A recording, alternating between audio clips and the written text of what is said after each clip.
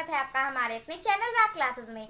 और फ्रेंड, आज हम पढ़ेंगे क्लास 12 पॉलिटिकल साइंस के 8th चैप्टर पर्यावरण और प्राकृतिक संसाधन को। और मैं पूरी कोशिश करूंगी कि मैं चैप्टर को बहुत अच्छे से समझा पाऊँ। तो अगर आप हमारे चैनल पर नए हैं तो सब्सक्राइब कर देना, दोस्तों के साथ शेयर और वीडियो को लास्ट तक जरूर देखिएगा, जिससे आपको अच्छे से समझ में आएगा। तो चलिए स्टार्ट करते हैं।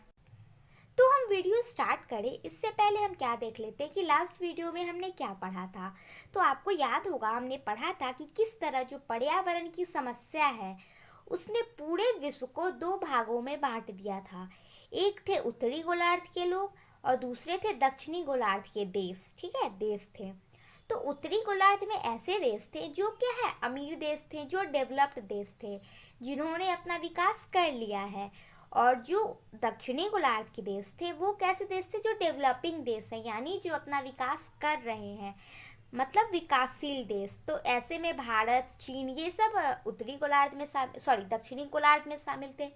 और अमेरिका जैसे विकसित देश उत्तरी गोलार्ध में शामिल थे। तो अब इन दोनों के बीच ही विवाद था कि भाई पर्यावरण को तो नुकसान किसने पहुंचाया है, वो विकसित देशों ने ज़्यादा पहुंचाया है। तो अब जिसने ज़्यादा नुकसान पहुंचाया है उसी की जिम्मेवारी पड़ती है क्या, कि वो ज़्यादा भरपाई भी करे। तो यही बात को लेकर दोनों के बीच विवाद था। तो हम यही टॉपिक पे लास्ट में चर्चा करें। तो आप देखो, क्योंकि ये कहना था दक्षिणी गोलार्ध के देशों का कि क्योंकि ये देश तो अभी औद्योगिकरण की प्रक्रिया से गुजर रहे हैं। मतलब क्या कर रहे हैं, वो तो अभी विकास के रास्ते पे ही है, उन्होंने अभी अपना विकास कंप्लीट नहीं किया है, इसलिए इन पर प्रतिबंध नहीं लगाया जाएगा। और बिल्कुल सही भी बात है। देखो, हमने आपको क्या बताया था कि इन्होंने अभी अपना विकास नहीं किया है, ठीक है। और अगर ये विकास के रास्ते पे है और हम अगर इन पर प्रतिबंध लगा दें तो क्या होगा, वो अपना विकास नहीं कर पाएंगे, वहाँ की स्थिति ठीक नहीं हो पाएगी। तो ये उनके साथ कहीं ना कहीं क्या हो जाएगा, चीटिंग हो जाएगा। तो ये इस कारण ऐसा कहा गया कि जिन्होंने ज़्यादा नुकसान पहुंचाया वही क्या करे, इसकी ज़्यादा भरपाई ही करे। तो आप देखो, जो हमारा विश्व सम्मेलन हुआ था, पृथ्वी सम्मेलन हुआ था, रियो सम्मेलन भी जिसे हम कहते हैं, वो कब हुआ था, तो 1992 में फर्स्ट पृथ्वी सम्मेलन हुआ था। तो इसने भी क्या किया था, इस बात को माना था कि जो अमीर देश है वो ज़्यादा भरपाई करे और जो गरीब देश है यानी जो अविकसित देश है वो क्या करे, उसकी जिम्मेदारी कम होगी। लेकिन देखो, अब क्या है कि ये नुकसान क्या है, सिर्फ किसी खास देश के लिए तो नहीं है। अगर हम पर्यावरण को नुकसान पहुंचा रहे हैं तो उससे सिर्फ हमें ही नहीं खतरा है, बल्कि क्या है, पूरे विश्व को खतरा है। तो हमें क्या करना होगा कि अपनी अपनी भूमिका तो निभानी होगी, बस उसका क्या करना होगा, जो एक क्वांटिटी है, जो एक सीमा निर्धारित किया गया है, वो अमीर देशों के लिए ज़्यादा होना चाहिए और गरीब देशों के लिए कम होना चाहिए। तो ये बात रियो सम्मेलन में माना गया था। और आप देखो, पहले हम समझते हैं क्योटो प्रोटोकॉल सम्मेलन को। ये सम्मेलन कब हुआ था मैं बता दूं, तो दिसंबर 1997, यानी जो सेकंड पृथ्वी सम्मेलन था जो कि जून 1997 में हुआ था, इसी के बाद एक क्योटो प्रोटोकॉल समझौता किया गया था। और ये किसके अंदर हुआ था, तो ये UNFCCC, यानी ये संयुक्त राष्ट्र संघ की ही एक एजेंसी है और इसने ही ये क्योटो प्रोटोकॉल समझौता कराया था। और इसका फुल फॉर्म मैं बता दूं तो United nation framework convention on climate change, ठीक है, ये इसका फुल फॉर्म है। और आप देखो इसमें क्या बात किया गया था कि ये एक अंतर्राष्ट्रीय समझौता है, मतलब बहुत सारे देशों ने इसमें भाग लिया था। और मैं बता दूं, उस वक्त जिस वक्त ये हुआ था उसमें 84 देश, ठीक है, यानी 84 देशों ने भाग लिया था। और इसमें क्या कहा गया था कि जो भी ग्रीन हाउस गैस है, देखो ग्रीन हाउस गैस ऐसे गैसों को कहते हैं जो क्या करते हैं, पर्यावरण को बहुत ही ज़्यादा नुकसान पहुंचाती है। जैसे हम उसमें देख लो आप कौन कौन गैस आते हैं, जैसे CO2 कार्बन डाइऑक्साइड, क्लोरोफ्लोरोकार्बन जिसे हम CFC भी कहते हैं। और अगर हम बात करें कि ये कहाँ से रिलीज होता है, यानी ये कहाँ से उत्सर्जित होता है, तो हम जो रेफ्रिजरेटर यूज़ करते हैं यानी फ्रीज, या फिर जो एयर कंडीशनर यानी AC, ये सब जो हम यूज़ करते हैं ना, उसी से CFC कार्बन क्या होता है, रिलीज़ होता है, क्लोरोफ्लोरोकार्बन रिलीज़ होता है। और ये बहुत ही ज़्यादा मात्रा में ओजोन लेयर को नुकसान पहुंचाता है और इससे ही बहुत ज़्यादा छेद हो रहे हैं ओजोन लेयर में। और आपको पता होगा कि ओजोन लेयर क्या करता है, वो हमारे पृथ्वी को प्रोटेक्ट करता है। किस चीज़ों से? तो जो सूर्य की हानिकारक किरणें आती है उससे हमें बचाने का काम ओजोन लेयर करता है। लेकिन ये जो CFC है ना, ये क्या कर रही है कि ओजोन लेयर को बहुत ही ज़्यादा नुकसान पहुंचा रही है। तो ये सब गैस हम ग्रीन हाउस गैसों में रखते हैं। अब आप एक चीज़ देखो कि हम जिस तरह साइंस का विकास कर रहे हैं, ठीक है, तो ये बिल्कुल एक फैक्ट है कि हम जैसे जैसे विकास करेंगे हमारे पर्यावरण को उतना ज़्यादा नुकसान पहुंचेगा। और ये बिल्कुल फैक्ट है, आप देख भी सकते हो। बहुत पहले जब साइंस डेवलप नहीं था तो क्या है, प्रदूषण भी इतना ज़्यादा नहीं था। लेकिन जैसे जैसे हम डेवलप करते जा रहे हैं वैसे वैसे पर्यावरण को नुकसान पहुंचते जा रहा है। तो हमें क्या करना होगा, कुछ ऐसा सोचना होगा तरीका कि जिससे हम अपना विकास तो कर पाएँ लेकिन उससे क्या हो, पर्यावरण को नुकसान नहीं पहुंचे। तो आप देखो, हम बात कर रहे थे ये जो कार्बन है, ठीक है, क्लोरोफ्लोरोकार्बन, ये भी बहुत खतरनाक है। मीथेन, ये भी बहुत खतरनाक है, CH4 जिसे हम कहते हैं, ठीक है। फिर आप देख लो कार्बन डाइऑक्साइड, ये भी बहुत खतरनाक है। और ये सभी को हम ग्रीन हाउस गैस कहते हैं। तो ये क्योटो प्रोटोकॉल जो समझौता हुआ था ना, इसमें ये कहा गया था कि जो ग्रीन हाउस गैस का उत्सर्जन है ना, उसका एक लक्ष्य निर्धारित किया जाए। जैसे टारगेट हम लेते हैं ना, जैसे आप देखो हम महीना का सामान मंगवाते हैं ना, तो एक महीना का सामान अगर हम घर का राशन मंगवाते हैं तो हम एक टारगेट लेते हैं क्या, कि हम एक महीने के मतलब इस सारे सामान को हम एक महीने तक पूरा अच्छे से चलाएंगे। तो ये क्या होता है, हमारा एक टारगेट रहता है और ना हम उससे ज़्यादा खर्च करना चाहते और ना उससे कम। तो उसी तरह एक टारगेट लिया गया था क्योटो प्रोटोकॉल सम्मेलन में। उसमें ये टारगेट लिया गया था कि ये जो ग्रीन हाउस गैस का उत्सर्जन है, अब आप देखो हम लोगों को क्या है, इस चीज़ों की आदत हो गई है। अब मैं आपको कहूँ कि अगर आप रेफ्रिजरेटर यूज़ ना करो, AC यूज़ ना करो, तो क्या ये बहुत ज़्यादा मुश्किल हो जाएगा बहुत सारे लोगों के लिए। तो हम अब इसे छोड़ तो नहीं सकते हैं। तो अब हमें क्या करना होगा कि एक टारगेट लेना चाहिए। और वही ये क्योटो प्रोटोकॉल सम्मेलन में लिया भी गया था कि अब हम इन सारे गैसों का इतना ही यूज़ करें जितना क्या हो कि एक हद के अंदर रहे। मतलब अगर वो ज़्यादा होगा तो बहुत ज़्यादा नुकसान हमें पहुंचेगा। तो ये एक टारगेट लिया गया था। तो यही क्योटो प्रोटोकॉल सम्मेलन में किया गया था। तो अब आपको ये अच्छे से समझ में आ गया होगा। अब आप यहाँ पे देख लो कि क्योटो प्रोटोकॉल एक अंतर्राष्ट्रीय समझौता है। इसके अंतर्गत औद्योगिक देशों के लिए ग्रीन हाउस गैसों के उत्सर्जन को कम करने का लक्ष्य निर्धारित किया गया था। मतलब इसमें एक लक्ष्य निर्धारित किया गया था और जो गैस है ये मैंने आपको बता दिया। तो अब आप बात करो, इसी से एक जुड़ा हुआ एक चीज़ है संयुक्त राष्ट्र संघ के नियमाचार। ये जो मैं UNFCCC की बात कर रही थी, इससे आप FCCC भी हम कहते हैं, ठीक है, ये इसी का नाम है। तो आप क्या करना कि कंफ्यूज नहीं होना, इसमें हम UN इसीलिए लगाते हैं क्योंकि ये UNO यानी संयुक्त राष्ट्र संघ का एक एजेंसी है, इसलिए हम इसके साथ UN लगाते हैं। जिस तरह हमने यूनिसेफ, यूनेस्को ये सब के बारे में आपको बताया था, तो उसी तरह ये भी एक क्या है, एजेंसी है संयुक्त राष्ट्र संघ के। तो अब आप देखो इसमें क्या बात किया गया था कि इस संधि में स्वीकार किया गया था कि इसे मानने वाले देश अपनी क्षमता के अनुसार पर्यावरण के लिए अपनी हिस्सेदारी के आधार पर साझी परंतु अलग अलग जिम्मेदारी निभाएंगे। मतलब इसमें ये माना गया था कि जो भी देशों ने इसे माना था ना, वो इस बातों को माने थे कि हम क्या करेंगे कि पर्यावरण के लिए मतलब जिसका जितना कैपेसिटी होगा वो उसके अनुसार उसके संरक्षण का काम करेंगे और अपनी जिम्मेदारी को निभाएंगे। अब देखो ये क्या कह रहा है कि अब देखो हम तो विकासशील देश है, ठीक है, तो हम क्या कर सकते हैं, अपने आप को पूरी तरह से तो रोक नहीं सकते साइंस को अपनाने से। तो हम तो अपना विकास करेंगे ही, लेकिन हम ये इस तरीके से विकास करेंगे जिससे पर्यावरण को कम से कम नुकसान हो। तो यही बात माना गया था। और अपनी अपनी क्षमता के अनुसार, मतलब जो बहुत ज़्यादा डेवलप्ड है, जैसे आप जापान को देख लो, अमेरिका को देख लो, तो ये सब बहुत ज़्यादा डेवलप्ड है। तो ये क्या कर सकते हैं, बहुत सारी चीज़ों पर प्रतिबंध लगा सकते हैं। लेकिन अब आपको कि भारत में हम क्या करें, नए उद्योग ना लगाएं, यहाँ पे हम प्रतिबंध लगा दें, तो ये हमारे लिए क्या होगा, गलत हो जाएगा।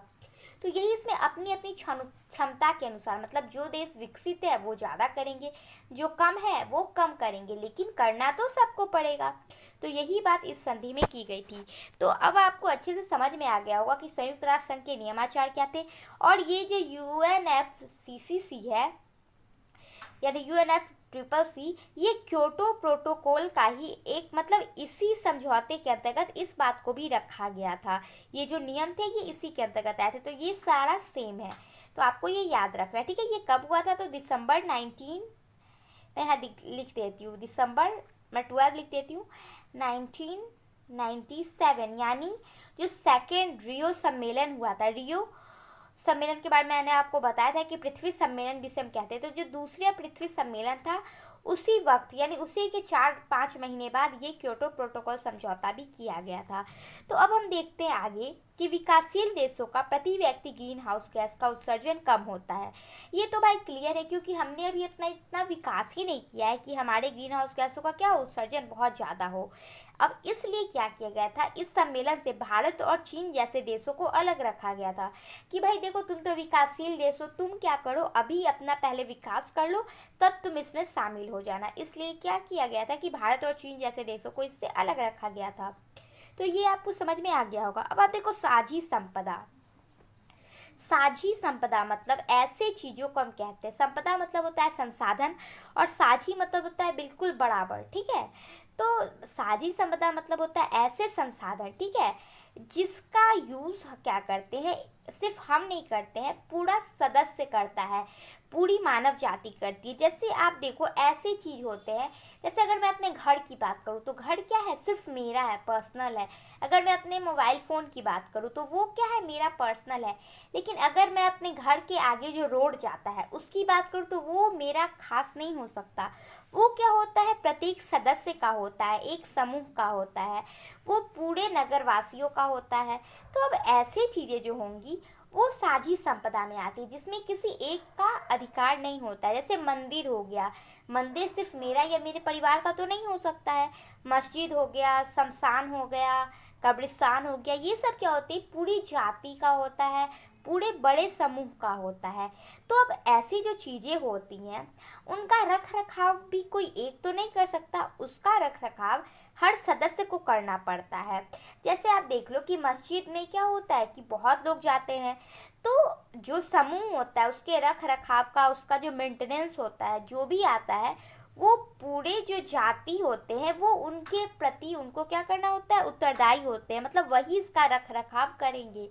तो यही बात यहाँ पे है कि साझी संपदा ऐसी चीज़ों को कहते हैं जिसपे अधिकार भी सबका होता है और उसको संरक्षित करने का भी अधिकार क्या होगा, सबके पास होगा। अधिकार नहीं, सबका जिम्मेदारी होता है ये। तो ये आपको समझ में आ गया होगा कि साझी संपदा क्या होती है। और अगर हम विश्व साझी संपदा की बात करें तो अंतरिक्ष क्या हो जाएगा, ऐसी संपदा होती है, क्योंकि अंतरिक्ष सिर्फ भारत का या सिर्फ चाइना का तो नहीं हो सकता है। वो क्या होता है, पूरे पृथ्वी के लिए है। अंतरिक्ष क्या है, पूरे विश्व के सभी देशों के लिए है।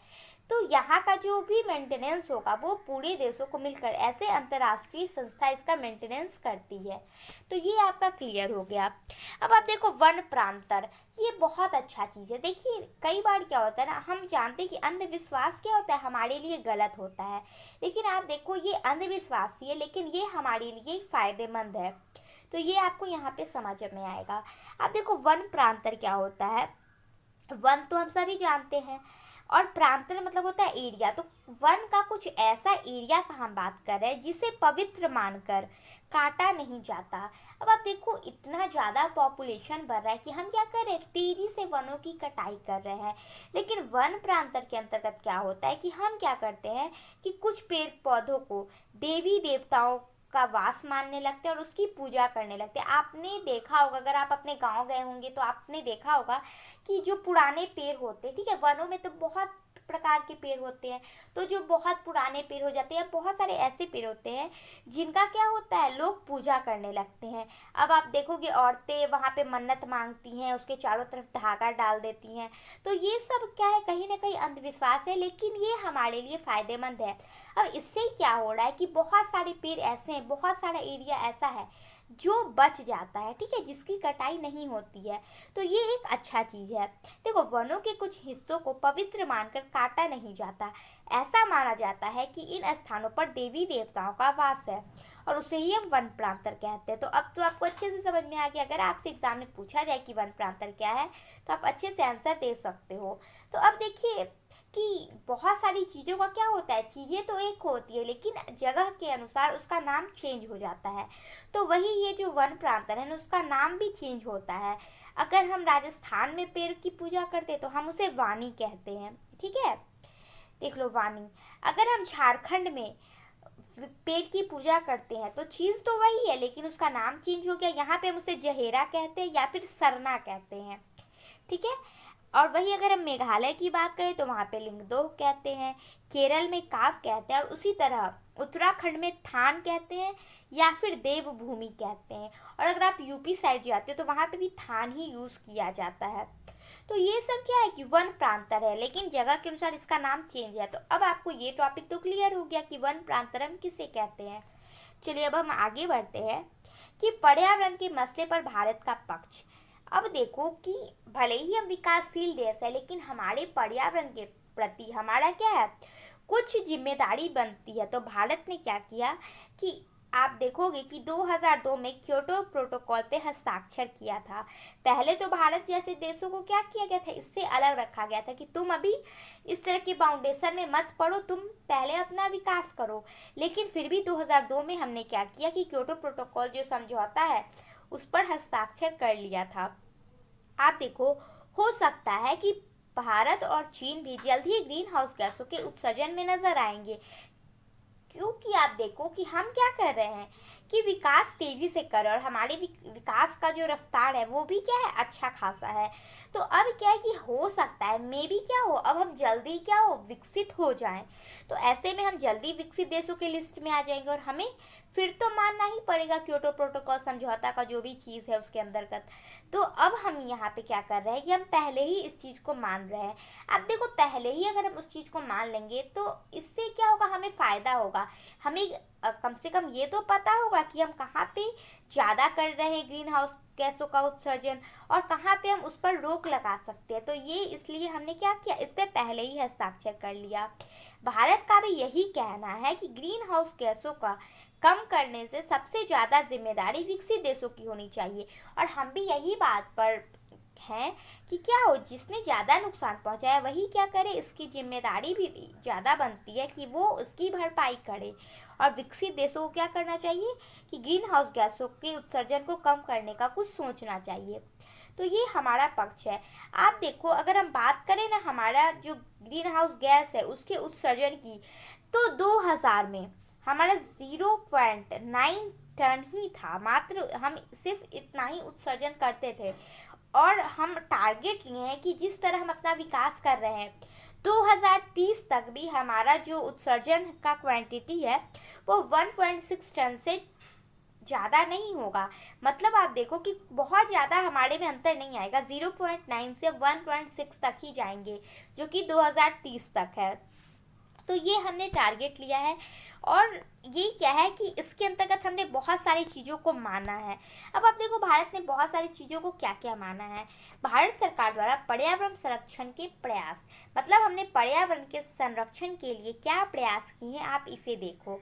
नेशनल ऑटो फ्यूल पॉलिसी, इसमें क्या है कि हम ऑटो में जो फ्यूल आते हैं, ठीक है, जो ईंधन का यूज़ होता है, हम ज़्यादा से ज़्यादा सीएनजी द्वारा चलाई जाने वाली गाड़ी का यूज़ करेंगे, ठीक है। अब सीएनजी क्या होता है, आपको पता होगा, कॉम्प्रेस्ड नेचुरल गैस।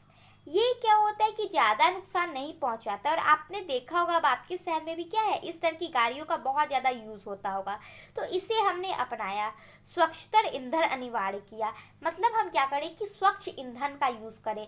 आपने देखा होगा कि क्या होती है, ईंधन भी बहुत सारे प्रकार की होती है, कुछ ज़्यादा बहुत ज़्यादा नुकसान पहुंचाती है और कुछ नुकसान तो पहुंचाती है लेकिन उसकी मात्रा कम होती है। तो हमने क्या किया कि स्वच्छतर ईंधन का उपयोग किया। जैसे आप देखो, पहले क्या चलता था, रेलगाड़ी जो चलता था वो बिल्कुल काला जो कोयला होता है उससे चलाया जाता था। तो उससे आप देखते होंगे कि बहुत ज़्यादा काला धुआं उससे रिलीज होता था और बहुत ज़्यादा नुकसान पहुंचता था। फिर हमने क्या किया कि अब हम उस तरह की रेलगाड़ियों का यूज़ नहीं करते हैं। तो इसी तरह कुछ चीज़ों को अपनाया। आप देखो कि 2001 में ऊर्जा संरक्षण अधिनियम पारित किया। हमने क्या किया, 2001 में ऊर्जा संरक्षण अधिनियम को पारित किया, फिर 2003 में बिजली अधिनियम को पारित किया। मतलब अगर हम बिजली का यूज़ करेंगे तो बिजली का भी कम से कम यूज़ करना चाहिए। अब ये नहीं कि अगर आप उस रूम में नहीं हो, ठीक है, आप दूसरे रूम में काम कर रहे हो और आपके बाकी सारे रूम का फैन ऑन है, अगर आप लाइट ऑन किए हुए हो, तो ये सब क्या है कि गलत हो जाता है। अगर कोई टीवी नहीं देख रहा है, घर में बेवजह टीवी चल रहा है, तो ये सब पे हमें ध्यान देना चाहिए। तो ये बिजली अधिनियम 2003 में लागू हुआ था।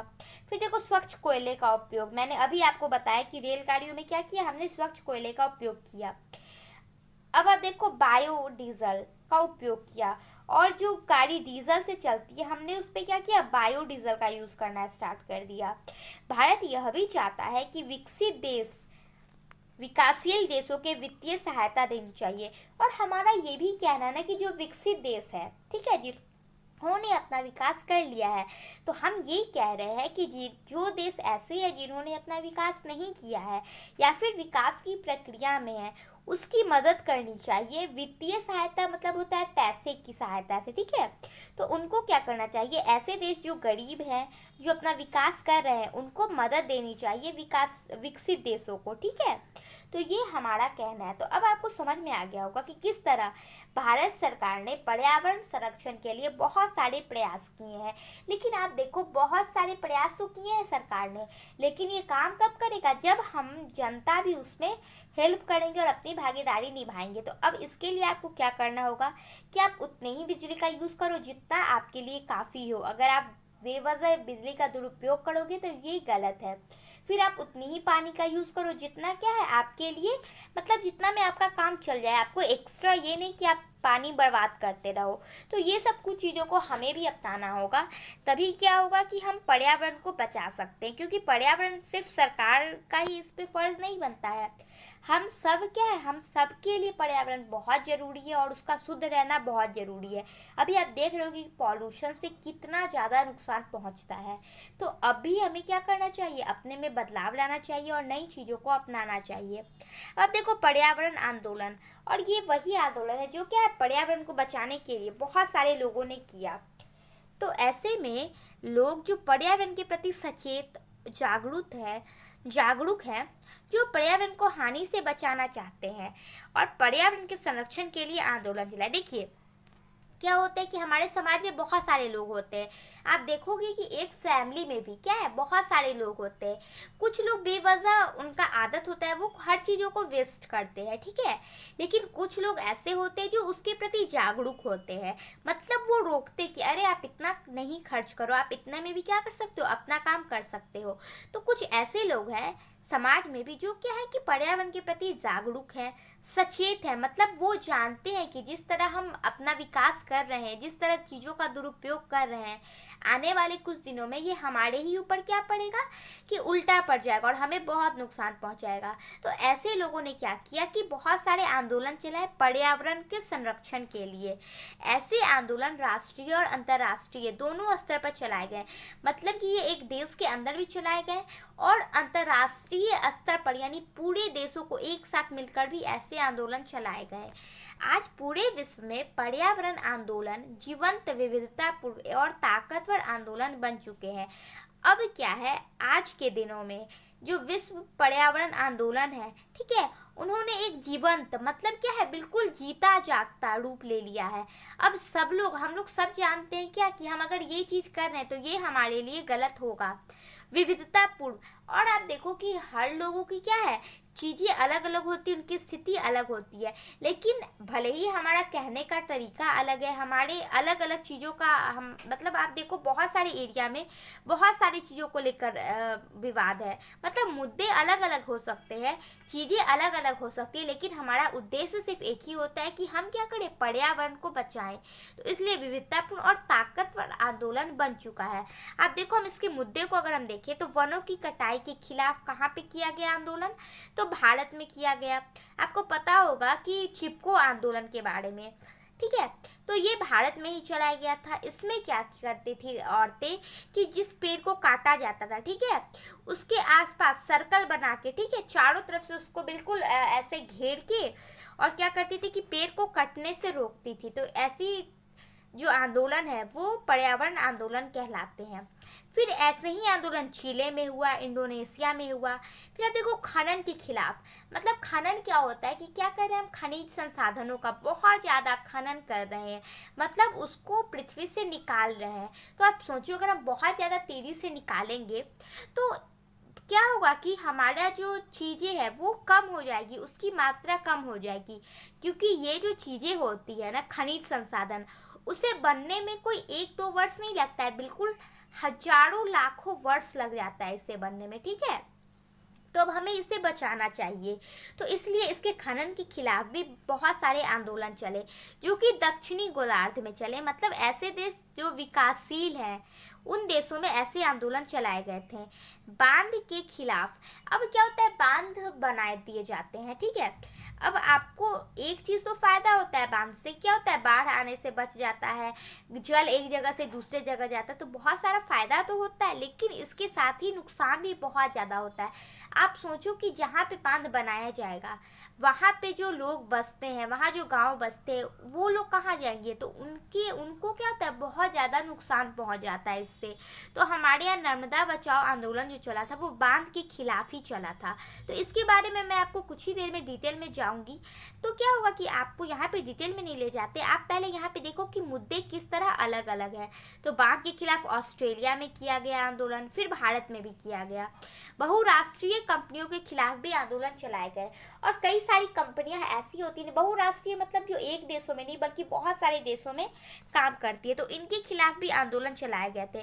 क्योंकि आप देखो ये जो कंपनियां होती हैं वो दूसरे देश की होती हैं, और ऐसे में क्या होता है कि जो देश की बहुत सारी जनता है, ठीक है, उनका रोजगार छिन जाता है, क्योंकि वो क्या है, बहुराष्ट्रीय कंपनियां हैं, तो वो एक जगह से दूसरे जगह जाती है और वहाँ चीज़ें बहुत सारा प्रभावित भी हो जाती है। मतलब एक तरह अगर आप विकास की स्थिति से देखो तो ये अच्छा है, हमारा विकास होता है, लेकिन उसी चीज़ों को अगर आप पर्यावरण के नज़रिए से देखो तो वो वहाँ पे आपको गलत लगेगा।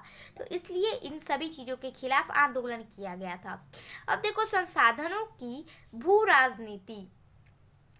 अब आप देखो कि संसार में विभिन्न स्थानों पर विभिन्न विभिन्न प्रकार के संसाधन हैं, इन्हें लेकर अतीत से झगड़े भी चले आ रहे हैं। अब आप देखो कि पृथ्वी पे क्या है, हर जगह पे अलग अलग तरह के खनिज संसाधन पाए जाते हैं। ये ऐसा नहीं है कि अगर हम भारत में बहुत सारी चीज़ों का यूज़ करते हैं, आप देख लो कोयला, लोहा और सोना, चांदी, बहुत सारी खनिजें जिसका हम यूज़ करते हैं, लेकिन अब सब चीज़ों की खानों को अगर आप देखो तो सिर्फ भारत में तो नहीं है। पेट्रोलियम ये सब क्या है कि अलग अलग देशों में अलग अलग जगहों पे होता है।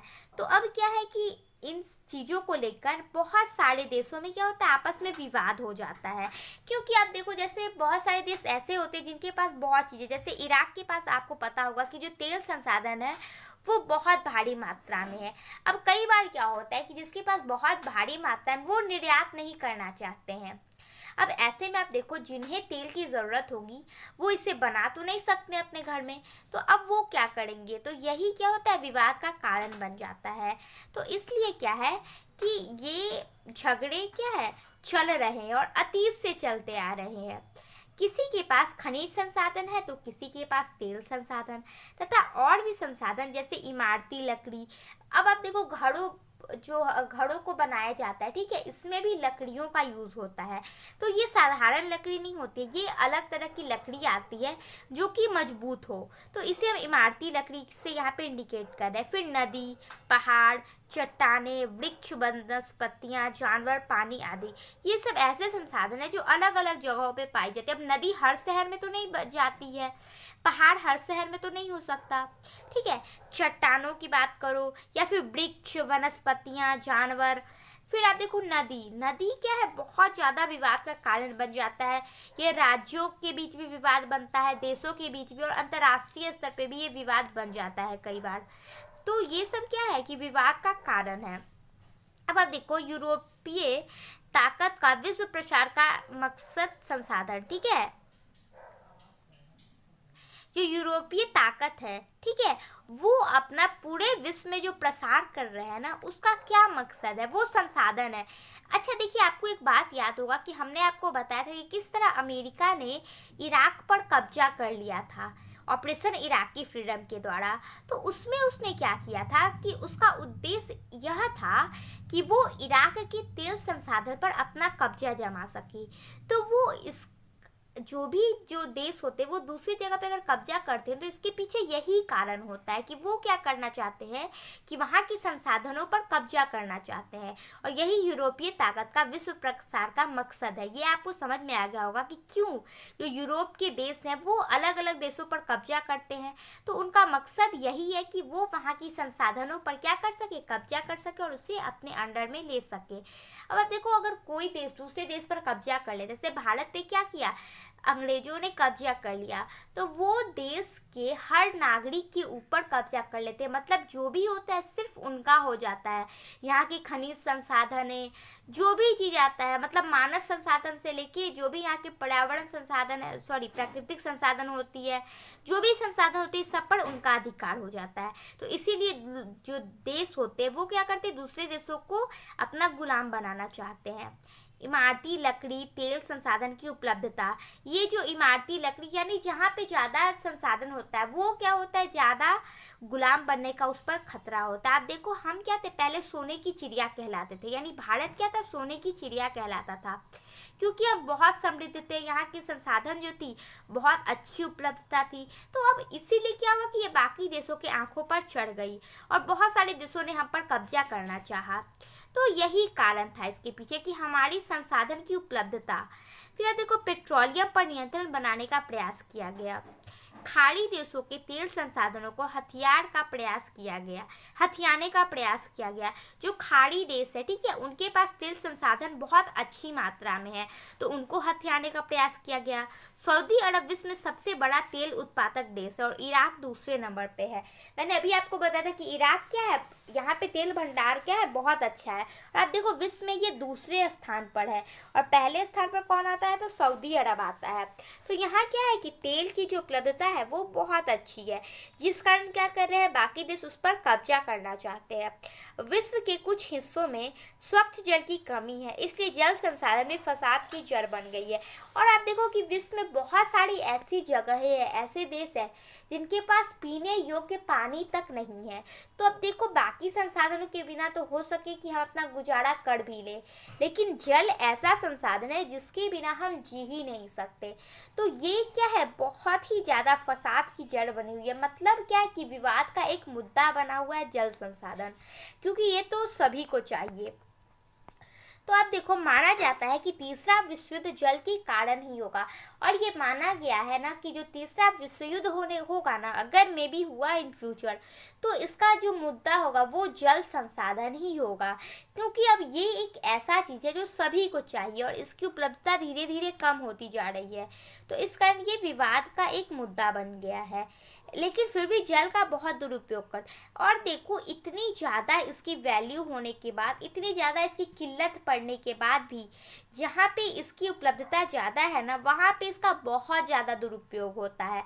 अगर आप देख लो, भारत की बात करो तो भारत के उत्तरी साइड में अगर आप जाओ तो वहाँ पे आप देखो जल की स्थिति क्या है, बहुत अच्छी है, और वहीं पर ज़्यादा दुरुपयोग भी हो रहा है। तो ये बहुत गलत है। आपको क्या करना चाहिए, अगर आप वहाँ से हो तो आपको आप क्या हो, स्टूडेंट हो, बहुत ज़्यादा जागरूक होते हैं स्टूडेंट, तो आपको क्या करना चाहिए, खुद भी इसका दुरुपयोग है उसे नहीं करना चाहिए और दूसरों को करने से रोकना भी चाहिए। अब देखो, पानी को लेकर हिंसक झड़पें हुई है, और जहाँ पे पानी नहीं होता है ना, वहाँ पे बहुत ज़्यादा लड़ाइयाँ होती है पानी को लेकर, हिंसक झड़पें होती है। मतलब क्या है कि यहाँ पे बिल्कुल जान पे खेल के लोग क्या करते हैं कि आपस में लड़ाई करने लगते हैं। 1950 के दशक में इजराइल, सीरिया, जर्मनी के बीच इसी तरह की हिंसक झड़पें हुई थी। मतलब बिल्कुल खूनी लड़ाइयाँ हो गई थी पानी की वजह से।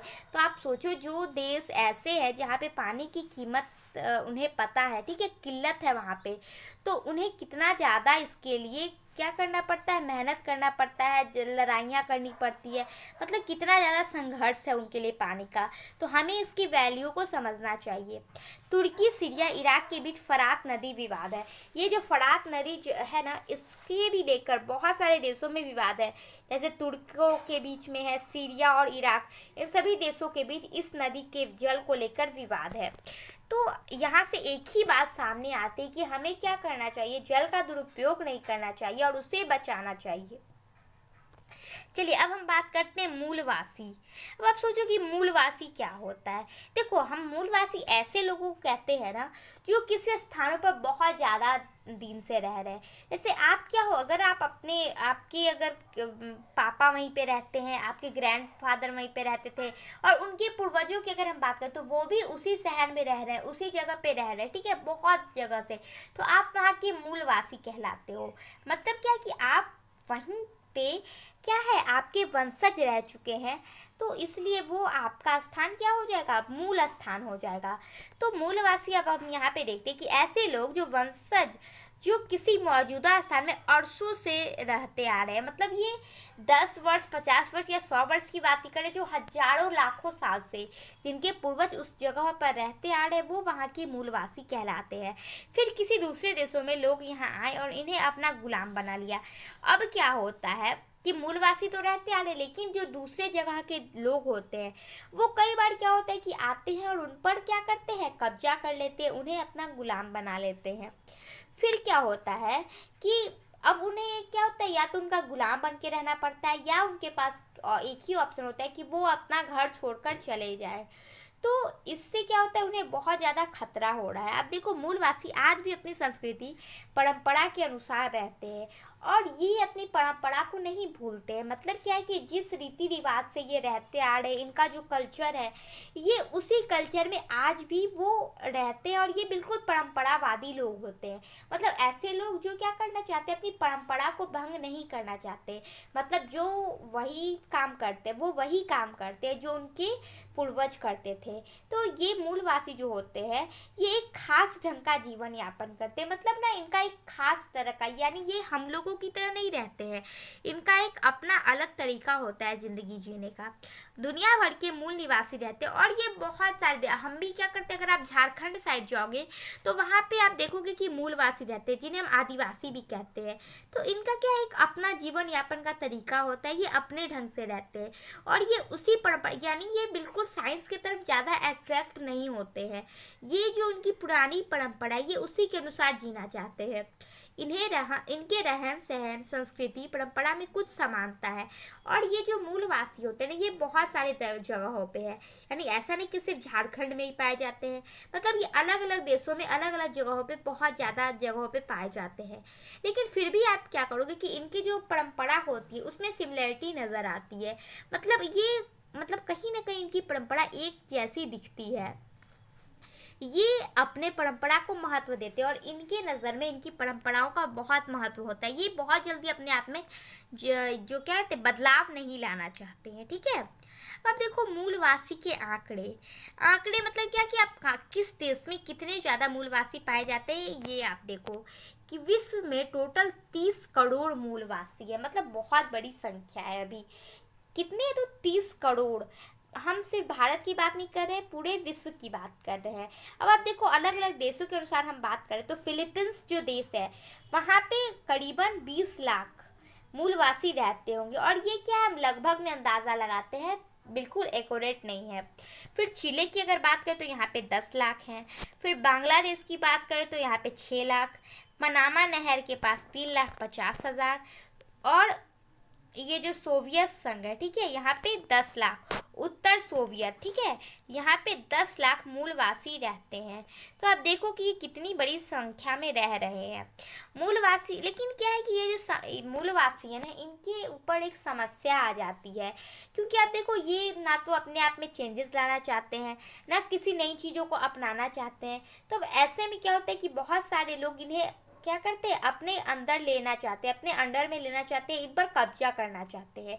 आप देखो, इनकी और क्या क्या समस्या है कि समानता के लिए संघर्ष, ये चाहते हैं कि इन्हें समानता मिले।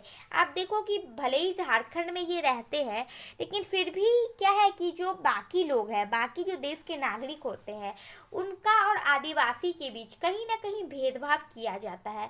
तो ये चाहते हैं कि हमें समानता मिले, विकास के लिए संघर्ष, और ये चाहते हैं कि हमारा भी विकास हो। क्योंकि आप देखोगे क्या होता है कि बाकी जो शेष भाग है, ठीक है, उनका विकास तो होता है, लेकिन जो ऐसी जगह है और ये जो मूलवासी है ना, ये ज़्यादातर अगर हम इंडिया की बात करें तो ये नॉर्थ साइड में ज़्यादा है। तो आप देखो कि बाकी जो देश के शहर राज्य है, ठीक है, उनकी अपेक्षा जो नॉर्थ साइड के जो भी राज्य हैं उनका विकास बहुत कम हुआ है। और यही इनका एक कारण है। यहाँ पे क्या है कि इन्हें समानता नहीं मिलता और विकास के लिए इन्हें बहुत लंबा संघर्ष करना पड़ता है। इनकी मांग है कि मूलवासी लोगों को स्वतंत्र पहचान वाला समूह माना जाए। और ये क्या चाहते हैं कि जो भी मूलवासी हैं उन्हें स्वतंत्र पहचान वाला लोग माना जाए, मतलब इन्हें बिल्कुल स्वतंत्र, इनका एक अपना अलग पहचान होना चाहिए, कुछ मूल खास स्थानों पर हक हो और जहाँ पे ये रहते आ रहे हैं, ठीक है, उस खास स्थानों को इनका हक दे दिया जाए। मतलब ये खास स्थान क्या हो, सिर्फ इनके लिए ही हो, यहाँ बाकी जो लोग होते हैं उनका हस्तक्षेप नहीं होना चाहिए। ऐसा किनका मांग है, तो मूलवासियों का मांग है।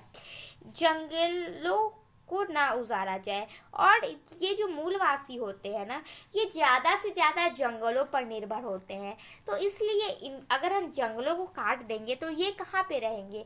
आदिवासियों को आप देखिए कि इनका बहुत सारा जो चीज़ होता है, ठीक है, वो जंगल से ही आता है, मतलब वो पूरी तरह से डिपेंड होते हैं।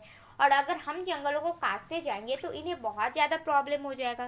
तो इसलिए ये चाहते हैं कि जंगलों को क्या किया जाए, नहीं काटा जाए, और जो एरिया में वो रहते आ रहे हैं उस जगह को संरक्षित कर दिया जाए और सिर्फ इनके लिए दे दिया जाए। तो ये मूलवासी की समस्या है। तो यहाँ पे आपका चैप्टर खत्म हो जाता है। आई होप कि आपको चैप्टर बहुत अच्छे से समझ में आया होगा। और अगर आप अभी हमारे चैनल पर नए हैं तो सब्सक्राइब कर देना, दोस्तों के साथ शेयर, और वीडियो को बिल्कुल अच्छे से आप देख लेना। अगर आपको समझ में आ गया तो बहुत अच्छी बात है, नहीं आया तो फिर से आप स्टार्ट करके अच्छे से देख लेना, जिससे क्या हो आपको कोई भी डाउट ना रह जाए। तो चलिए अभी हम अलविदा लेते हैं। Bye bye, take care.